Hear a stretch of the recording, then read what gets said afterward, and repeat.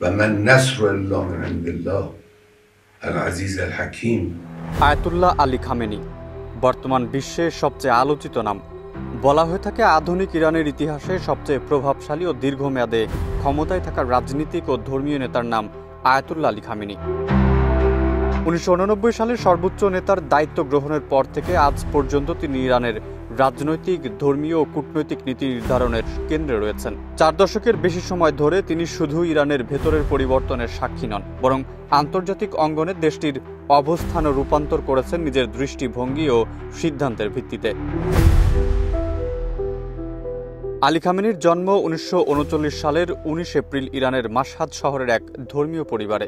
ছোটবেলা থেকেই ধর্মীয় শিক্ষা গ্রহণ করেন এবং মাশহাদ ও ইরাকের পবিত্র নগরী নাজাফের বিভিন্ন মাদ্রাসায় শিক্ষালাভ করেন। পরে তিনি ইরানের কম শহরে স্থায়ী হন এবং আয়াতুল্লাহ হুসাইন বুরুজের্দি ও আয়াতুল্লাহ রুহুল্লাহ খোমেনির অধীনে অধ্যয়ন করেন।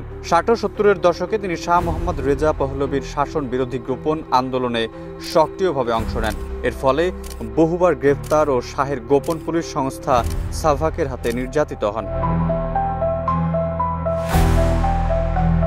1979 সালে ইসলামী বিপ্লবের মাধ্যমে শাহের পতনের পর ইরানের নতুন রাজনৈতিক কাঠামো গঠিত হয়। এই সময় খামেনি দ্রুত নতুন শাসন ব্যবস্থার অভ্যন্তরে উচ্চ পর্যায়ের ভূমিকা গ্রহণ করেন। তিনি ইসলামী বিপ্লবী পরিষদের সদস্য, উপপ্রতিরক্ষা মন্ত্রী এবং সংসদ সদস্য ছিলেন।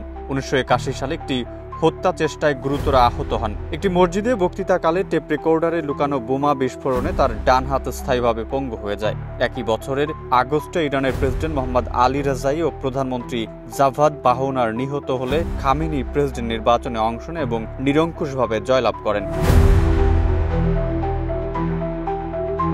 1989 সালে আয়াতুল্লাহ খোমেনির মৃত্যু ইরানের জন্য একটি গুরুত্বপূর্ণ মোড়। তার উত্তরসূরি হিসেবে মনোনীত আয়াতুল্লাহ মোন্তাজেরিকে শেষ মুহূর্তে বাতিল করা হয়। ফলে নতুন এক পরিস্থিতিতে সর্বোচ্চ নেতা নির্বাচিত হন খামেনি। তিনি ওই সময় ছিলেন কেবল হুজ্জাতুল ইসলাম পদমর্যাদার একজন মধ্যপন্থী আলেম। নিজে ওই সময় বলেছিলেন, আমি একজন ক্ষুদ্র মৌলভী, এই পদে নিজেকে উপযুক্ত মনে করি না।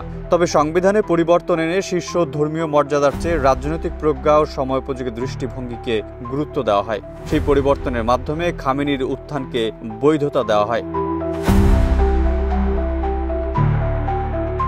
প্রথম দিকে প্রেসিডেন্ট হাশেমি রফসানজানির সঙ্গে ঘনিষ্ঠভাবে কাজ করেন খামেনি। তবে পরবর্তী সময় দুজনের মধ্যে মতবিরোধ সৃষ্টি হয়। বিশেষ করে 1997 সালে সংস্কারপন্থী মোহাম্মদ খাতামির প্রেসিডেন্ট নির্বাচিত হওয়ার পর রাজনৈতিক সংস্কার ও পশ্চিমের সঙ্গে সম্পর্ক উন্নয়নের প্রস্তাব খামেনির কট্টর রক্ষণশীল অবস্থানের সঙ্গে সাংঘর্ষিক হয়ে ওঠে।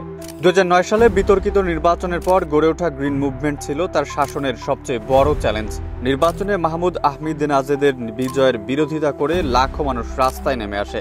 তখন খামেনির বিরুদ্ধে সরাসরি স্লোগানও শোনা যায়। 2022 সালে মাহসা আমিনির মৃত্যুর পর হিজাব ইস্যুতে ইরান আবারও বিশাল আন্দোলন হয়। এই বিক্ষোভে বহু মানুষ নিহত হন এবং খামেনির পদত্যাগ দাবি করে স্লোগান দেওয়া হয়। তবে এই বিক্ষোভকে তিনি বাইরের ষড়যন্ত্র হিসেবে আখ্যা দেন।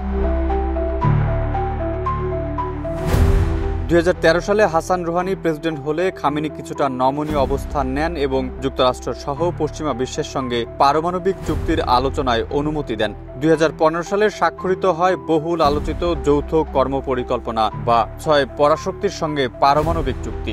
যদিও 2018 সালে ডোনাল্ড ট্রাম্প এই চুক্তি থেকে যুক্তরাষ্ট্রকে সরিয়ে নিলে খামেনি এটিকে আমেরিকার প্রতারণার প্রমাণ হিসেবে তুলে ধরেন। খামেনির অন্যতম কৌশলগত অর্জন প্রতিরোধ অক্ষ গড়ে তোলা। এর আওতায় তিনি সিরিয়া, ইরাক, লেবানন, ইয়েমেন ও ফিলিস্তিনের প্রভাবশালী গোষ্ঠীগুলোর সঙ্গে সামরিক ও আদর্শিক সম্পর্ক গড়ে তোলেন। কাশেম সুলাইমানির নেতৃত্বে কুদস বাহিনী কৌশলের মূল চালিকা শক্তি ছিল। এই অক্ষকে সামনে রেখে খামেনি মধ্যপ্রাচ্যে ইরানের কৌশলগত গভীরতা বাড়ান এবং যুক্তরাষ্ট্র ও ইসরায়েলের প্রভাব কমানোর চেষ্টা করেন। খামেনির দৃষ্টিতে ইসরায়েল একটি অবৈধ রাষ্ট্র। তিনি রমজানের শেষ শুক্রবারকে কুদস দিবস হিসেবে ঘোষণা দেন এবং ফিলিস্তিনি প্রতিরোধ আন্দোলনকে সরাসরি সমর্থন দেন। দীর্ঘদিন ধরে ছায়াযুদ্ধে লিপ্ত থাকার পর 2024 সালের 13 এপ্রিল ইরান একযোগে শত শত ড্রোন ও ক্ষেপণাস্ত্র ছুড়ে ইসরায়েলের অভ্যন্তরে হামলা চালায়। এটি ছিল কূটনৈতিকভাবে গুরুত্বপূর্ণ এক নতুন সমীকরণ, যেটিকে খামেনির আগ্রাসী প্রতিরোধ কৌশলের প্রকাশ্য রূপ হিসেবে মনে করা হয়। 85 বছর বয়সী খামেনির শারীরিক অবস্থা ও বয়স বিবেচনায় তার উত্তরসূরি নিয়ে আলোচনা তীব্রতর হয়েছে। কেউ কেউ মনে করেন তার ছেলে মুজতবা খামেনি উত্তরসূরি হতে পারেন। আবার কেউ কেউ সদ্য প্রয়াত প্রেসিডেন্ট ইব্রাহিম রাইসির দিকেও ইঙ্গিত দিয়েছিলেন। তবে রাজনৈতিক ক্ষমতার ভারসাম্যে ইসলামী বিপ্লবী গার্ড বাহিনীর ভূমিকা খুবই গুরুত্বপূর্ণ হবে।